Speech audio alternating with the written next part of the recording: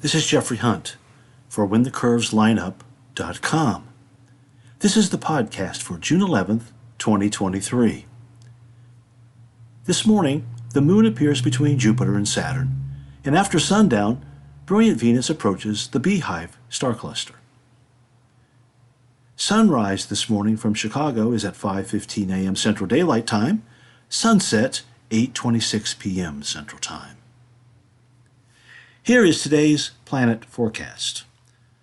An hour before daybreak, the thick crescent moon, 44% illuminated, is about 1/3 of the way up in the sky from horizon to overhead in the east-southeast. The moon is waning and appears farther eastward each morning. It is about 1/3 of the way from Saturn to the moon's upper right to bright Jupiter, that is nearly about 15 degrees up in the east. In 3 mornings, the moon and Jupiter make a spectacular pair low in the eastern sky at this hour. This morning, 30 minutes before daybreak, Mercury is low in the east-northeast, about 5 degrees above the horizon. It is slipping back into bright sunlight. The planet is bright but washed out by this level of twilight. For Mercury aficionados, get your last looks through a binocular. The planet is losing about 2 minutes of rising time compared to sunrise each morning. This means at the same time interval before sunrise, say 30 minutes, the planet is lower in the sky, and as it retreats, it is not above the horizon at this interval in several days. It reaches its superior conjunction with the Sun on July 1st. In the evening sky, brilliant Venus continues to brighten in the western sky after sundown. It is that bright star in the west during evening twilight. The planet begins its interval of maximum brightness on the 29th, and this continues through July 17th. During the period, the planet increases in brightness. This is measured through light-sensing instruments attached to telescopes, although our eyes cannot see this slight brightness change.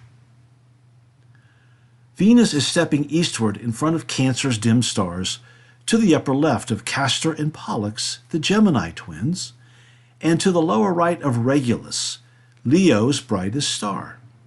Like Mercury, it is losing time in the sky compared to the Sun. This evening it sets 3 hours, 3 minutes after the Sun. In Chicago, that's before midnight.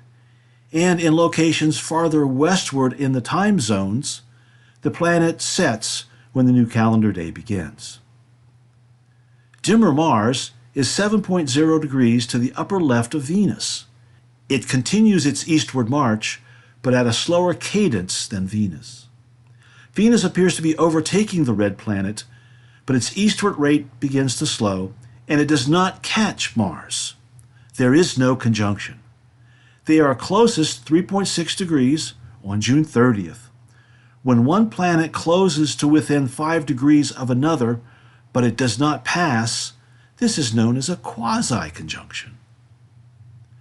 Venus and Mars fit snugly into the same binocular field of view with the Beehive star cluster.